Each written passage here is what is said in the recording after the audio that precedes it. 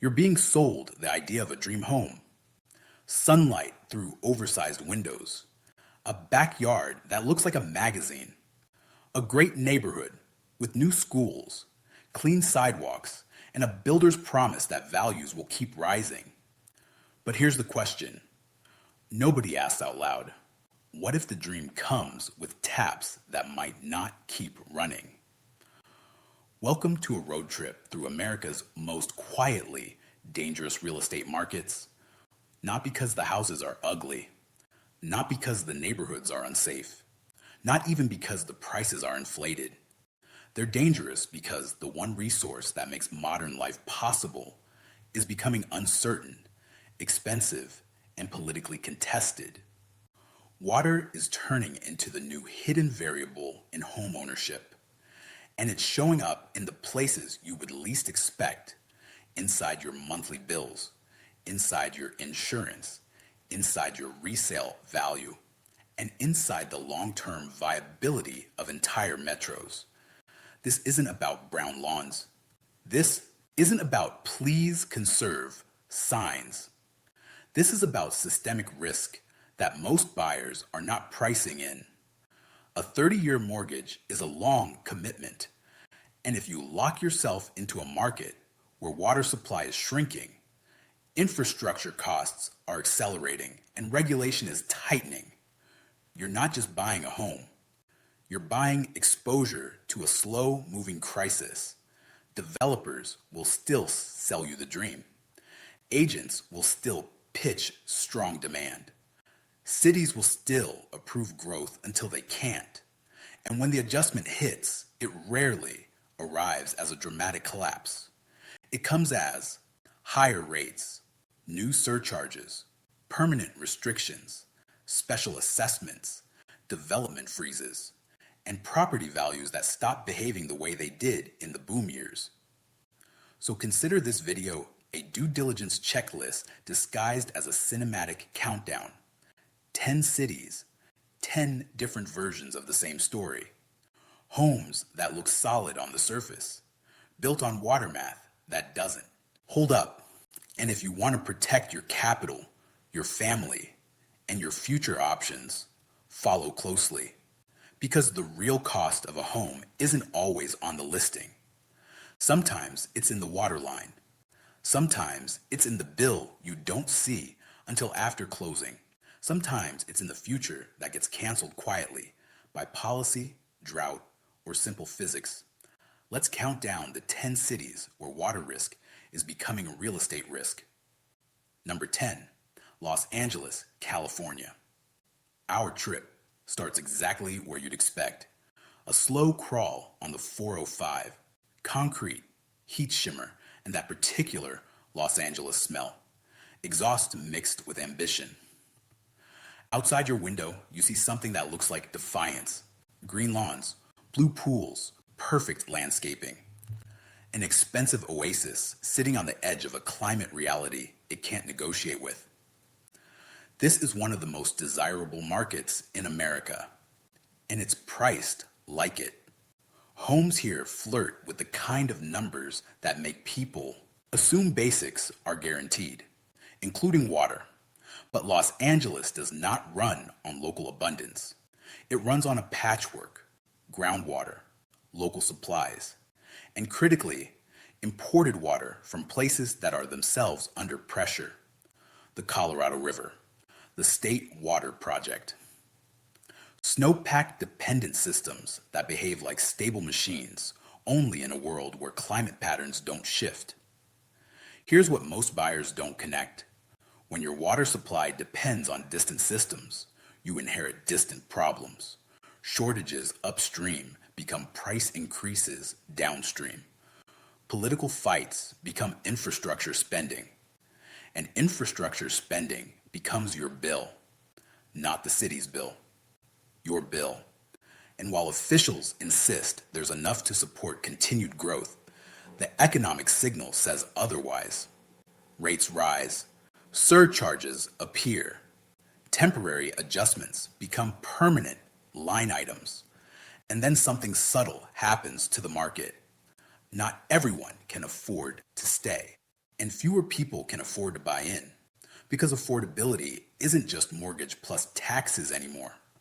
Affordability becomes mortgage plus taxes plus water plus whatever comes next.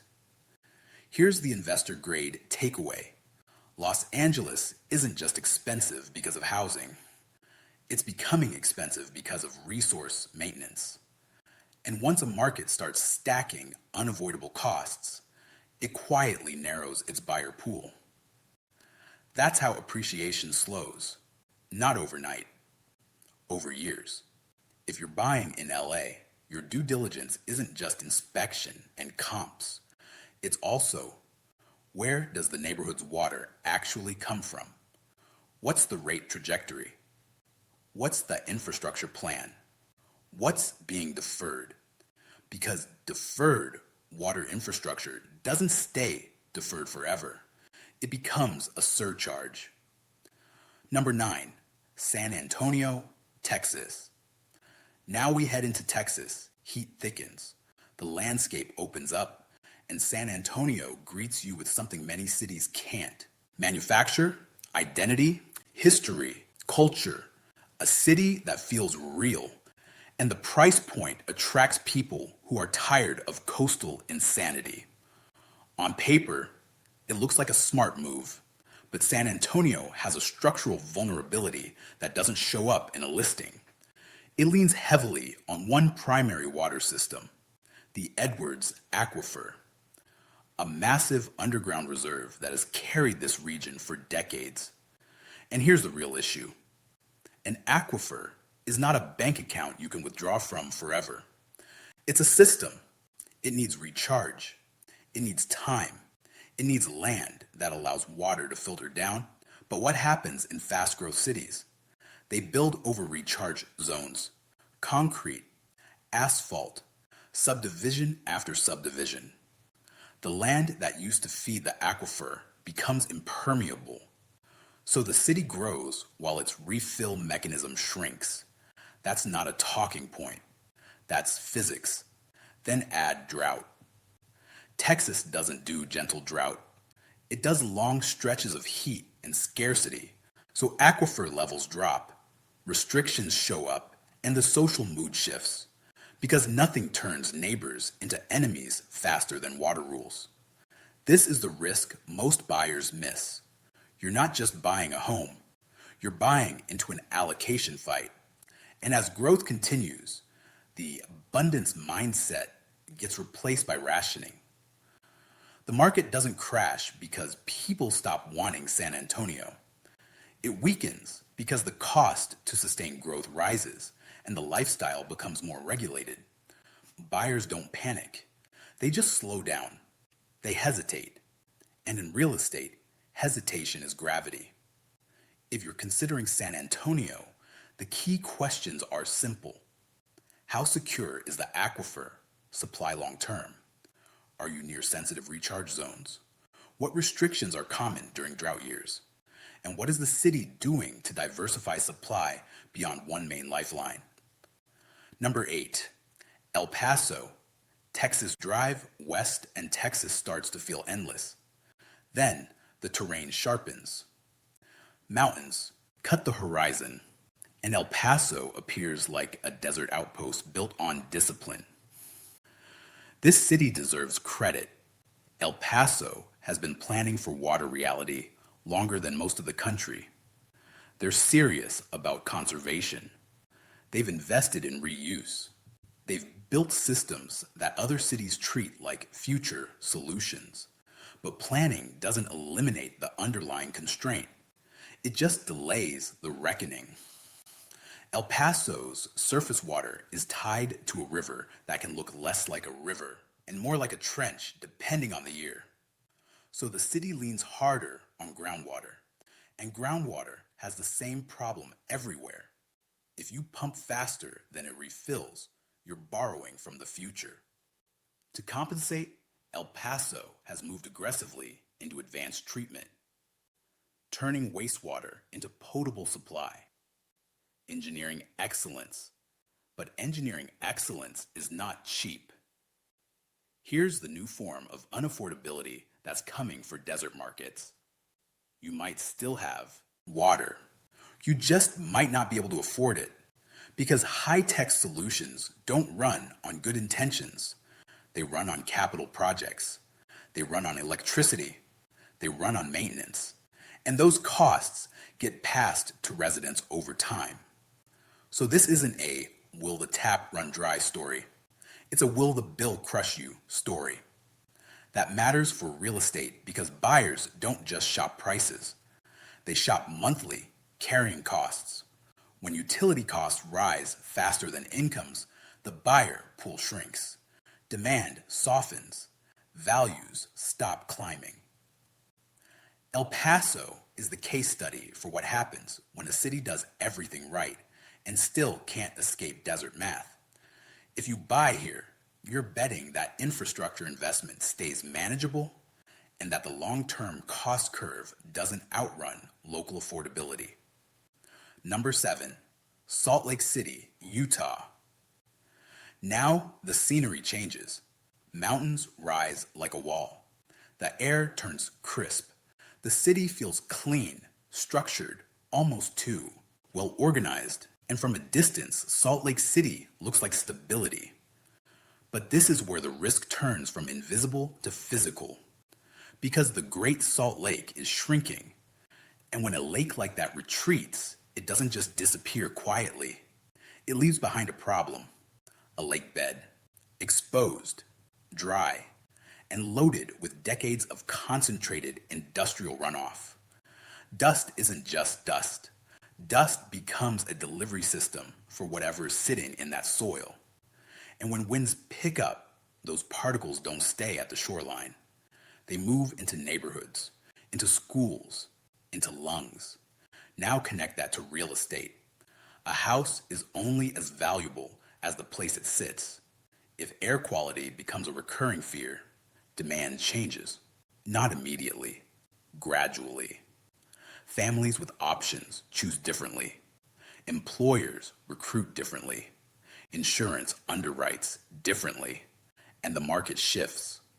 There's another layer that makes the city a true time bomb. The lake influences local weather systems. Shrinking water can mean less lake effect support for regional snowpack. And snowpack is part of the water engine for the entire region. So Salt Lake City isn't just watching a lake shrink, it's watching a chain reaction. Air, snow, water, quality of life, all tied together. If you're buying in Salt Lake City, you need to ask, what's the trajectory of the lake? What's the state response? How realistic are restoration plans?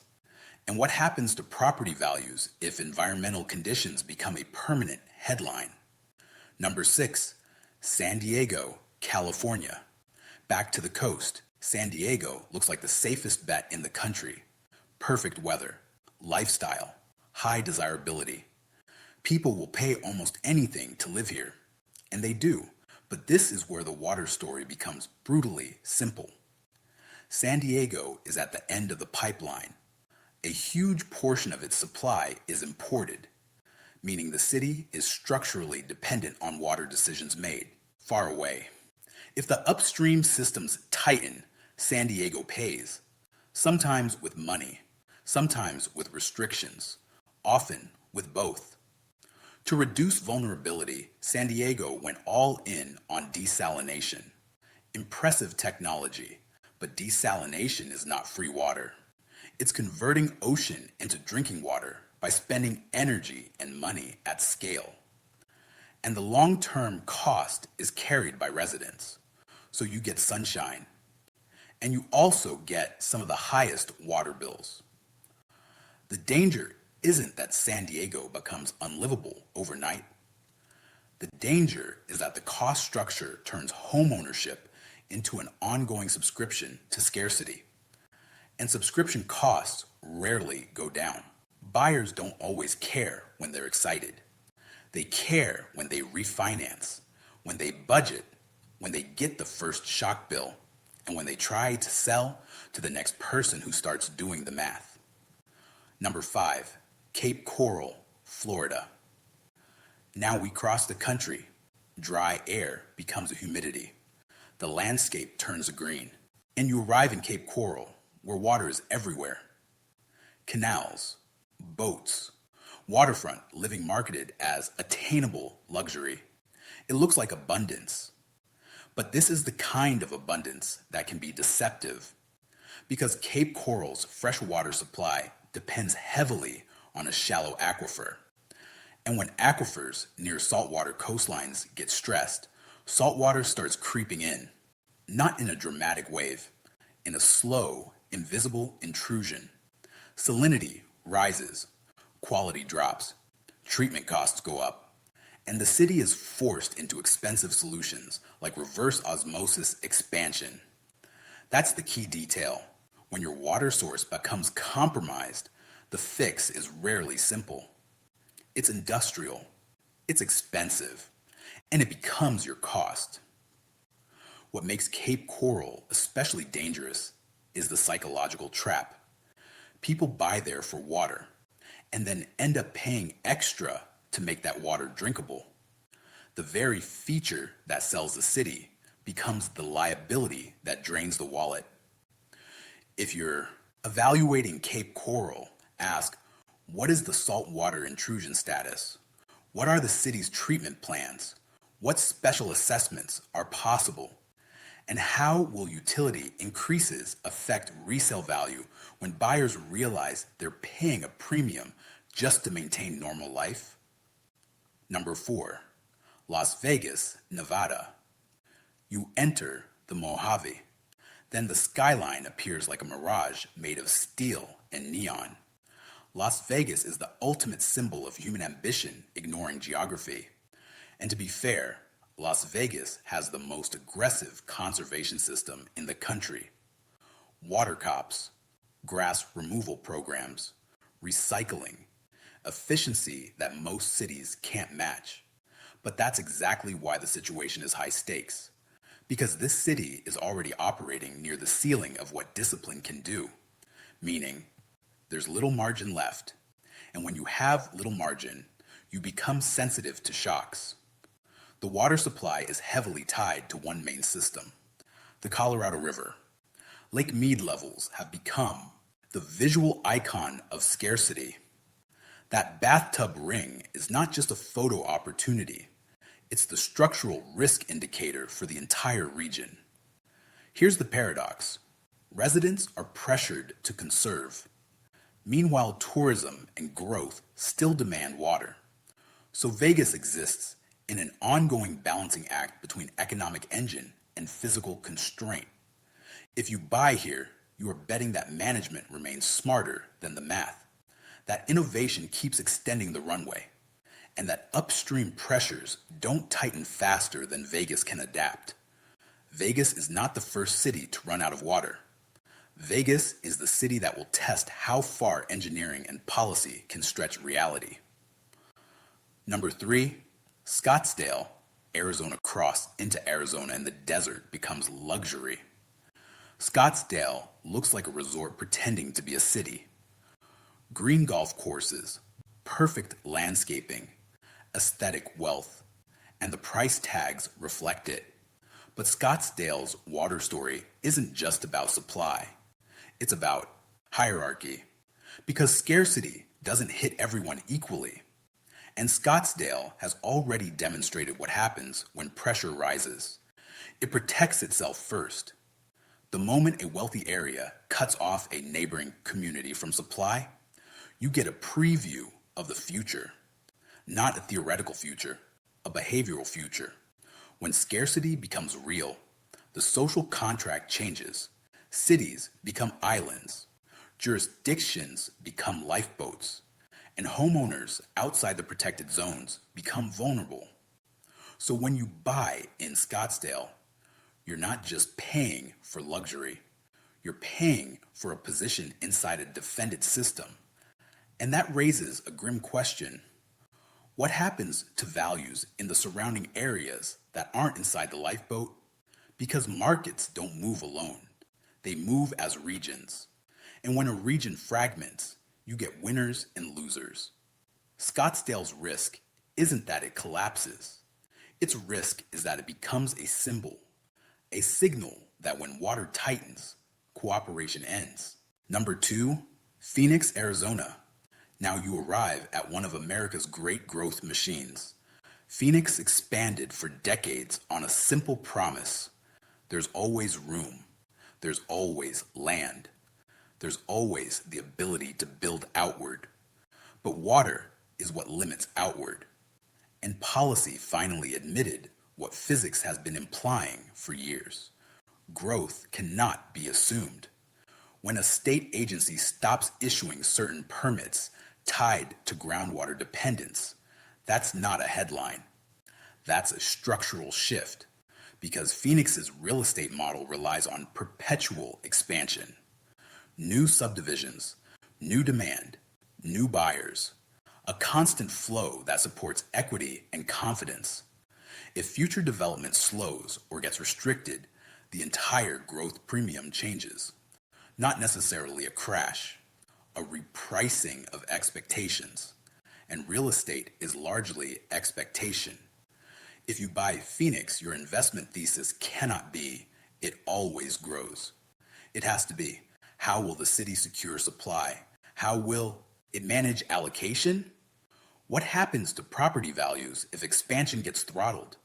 Because a city that can't expand the way it used to becomes a different kind of market. More competitive, more expensive in some areas, stagnant in others, and more sensitive to shocks. Number 1, Buckeye, Arizona. This is where the story stops being subtle. Leaving Phoenix and heading into the West Valley, you hit Buckeye, a boomtown, a place marketed as the next big wave of attainable suburban growth. New homes, new communities, a master plan that assumes a massive future population.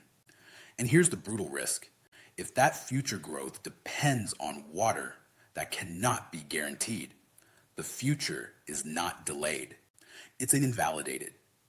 Buckeye represents the most dangerous version of the housing story, a city whose valuations depend on a growth narrative, a narrative that can be weakened by regulatory reality. When growth is officially questioned, the market doesn't collapse instantly. It starts to behave differently. Builders lean on incentives. Resale buyers hesitate. Investors pull back. And homeowners discover the worst kind of risk. You can live there today, but you may not be able to sell there tomorrow at the price you expected, because the value was tied to a future that gets downgraded. Buckeye is the punchline because it exposes the pattern. In water-stressed regions, real estate can still boom right up until the moment policy admits the supply doesn't support the dream. And then your asset is still real, but the narrative that propped it up isn't. So before you buy in a place like Buckeye, the question isn't, do I like the house? The question is, do I believe the city's future exists on paper in a way that lenders, insurers, and buyers will still believe 10 years from now? Because if the future gets canceled quietly, the equity story changes. And that's what a time bomb really is, not a dramatic explosion. A slow loss of belief. And belief is what holds up markets. So there you have it. 10 cities, 10 versions of the same uncomfortable lesson. In America, water is becoming a real estate variable. And for a long time, buyers treated it like background noise. But background noise becomes the main sound when it gets loud enough. If you take one thing from this video, make it this. The price on the sign is not the total cost of ownership. The mortgage is not the full risk. The beautiful neighborhood is not the full story. The full story includes where the water comes from, how stable that supply is, how expensive it will be to maintain, and how quickly regulation can change a market's future.